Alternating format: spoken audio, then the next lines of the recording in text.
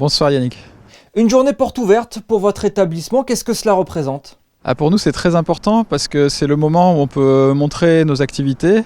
C'est un moment aussi où on reçoit les étudiants, tous les étudiants qui sont dans les lycées ou dans les classes préparatoires et qui s'interrogent sur ce qu'ils vont faire l'année prochaine. Et évidemment, nous, on espère attirer un maximum d'étudiants et donc leur montrer, partager avec eux nos activités, leur montrer ce qu'on fait, essayer de les convaincre de candidater chez nous. Et qu'est-ce que vous faites au pavillon Bozio ? Quelles sont les formations proposées ? Alors c'est une école d'art supérieure, avec une particularité, on est la seule école on fait partie d'un réseau qui s'appelle l'Andea, qui est un réseau d'écoles d'art en France, et parmi les 45 écoles, on est la seule qui est entièrement spécialisée en art et scénographie. Alors en fait, ça veut dire que chez nous, les étudiants ont une pratique personnelle d'artiste. Certains sont peintres, sculpteurs, photographes. Tous les médiums de l'art sont pratiqués au sein du pavillon Bozio. Et par ailleurs, ils reçoivent tous un enseignement spécialisé en scénographie. Et donc là, il y a différentes branches de la scénographie. Certains font de la scénographie de spectacle, de la scénographie d'exposition. Et donc ils ont des cours spécialisés. Ils savent faire des maquettes, faire des plans. Ils connaissent le vocabulaire de la lumière, de la direction sur scène, etc. Et alors comment est-ce qu'on accède à ces formations ? Alors chez nous c'est un concours, donc il faut avoir le bac, c'est un concours post-bac avec 4 épreuves, une épreuve de culture générale, une épreuve d'anglais, une épreuve plastique, une épreuve théorique et pour les gens qui passeront cette première étape, un entretien avec un petit jury de professeurs du pavillon. Combien de temps durent les formations ? Quels sont les schémas de formation ? Alors c'est une formation en 5 ans, on a une licence en 3 ans qui est un peu plus généraliste, où on apprend vraiment les bases en matière de scénographie, on apprend vraiment toutes les techniques élémentaires de scénographie. Et puis à partir du master qui dure 2 ans, alors là on a une spécialisation un peu plus avancée. Et chez nous en master en fait on peut choisir parmi 4 spécialités. Il y a la scénographie d'exposition. Donc là, ça consiste en fait à réaliser la scénographie d'une exposition qui se tenait par exemple cette année au FRAC Sud à Marseille, donc dans le cadre professionnel d'un musée. La scénographie de la danse avec notre partenaire historique, les Ballets de Monte-Carlo. Donc là, il s'agit de faire le décor d'un ballet avec les danseurs des ballets ou de l'Académie de danse Princesse Grace.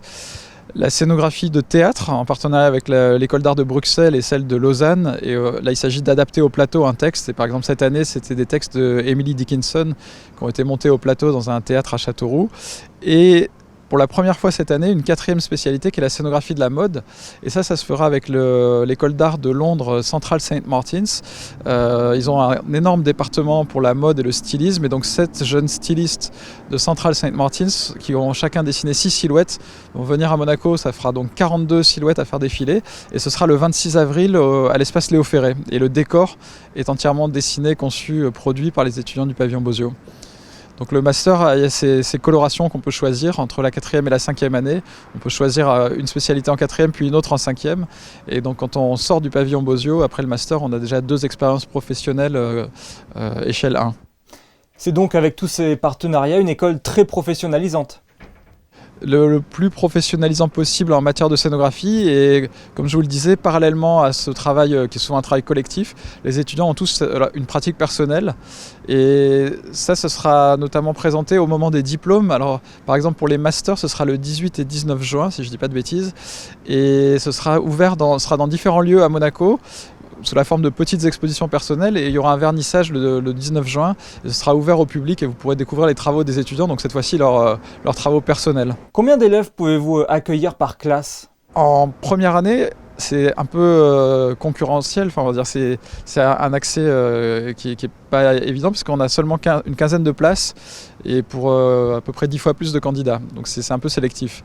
Et après, en master, c'est à peu près la même chose, c'est des promotions de 15 étudiants par an à peu près. Quelles sont les spécificités du pavillon Bozio ? Quelles sont vos méthodes d'apprentissage privilégiées ? Peut-être qu'une des spécificités, ça tient à la taille du bâtiment qui est très petit pour une école d'art, on est une des plus petites écoles d'art, mais si on voit le bon côté des choses, c'est qu'il y a une culture de partenariat qui s'est développée au pavillon Bozio, et donc on travaille presque toujours hors du pavillon. Donc L'école est un peu comme un bureau d'études, c'est là qu'on conçoit les projets, qu'on fait les plans, et ensuite beaucoup de projets se font à l'extérieur, et on travaille notamment à Monaco par exemple avec le théâtre Princesse Grasse, avec le théâtre des variétés, avec l'espace Léo Ferré, avec l'atelier des ballets, avec le MAMAC, avec le NMNM à Monaco, mais aussi avec le MAMAC à Nice, voilà. Et puis au-delà de Monaco, il y a tout un tas de lieux partenaires. Il y a une exposition qui va ouvrir dans 15 jours au musée régional d'art contemporain de Sérignan. Je vous disais qu'on avait fait quelque chose au FRAC à Marseille.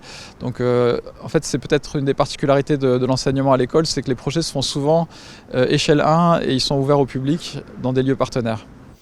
Finalement, être situé à Monaco, c'est un véritable atout. Ah oui, pour nous c'est formidable, on est ouvert sur un contexte très international. Les étudiants peuvent se loger à Nice parce que c'est moins cher, mais par contre il y a un rayonnement ici international avec les gens qui se trouvent à Monaco et avec la proximité avec l'Italie, avec tous les gens qui sont de passage ici. On profite tout le temps d'artistes invités par exemple au NMNM. Cette semaine on avait Pier Paolo Calzolari qui vient d'avoir une exposition ici à Monaco, donc c'est un contexte très ouvert ici. Ouais. Merci Thierry Levier d'avoir été avec nous. Merci à vous.